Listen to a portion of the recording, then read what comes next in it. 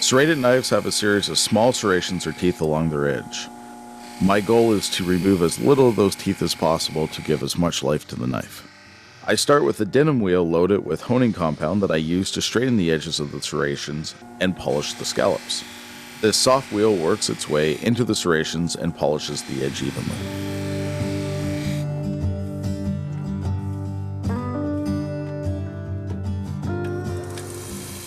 A texturized, non-woven belt made from Scotch-Brite material polishes and hones the edge of the serration sharp.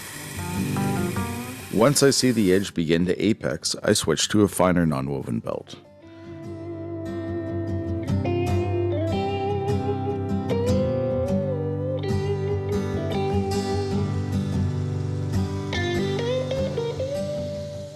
A couple of quick passes on the brass wheel to bump off any burrs that have formed.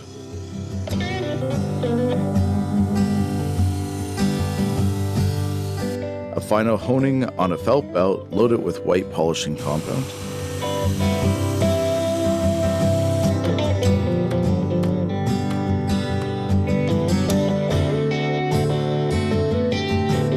A paper slicing test is performed on every knife I sharpen to ensure the integrity and consistency of my work.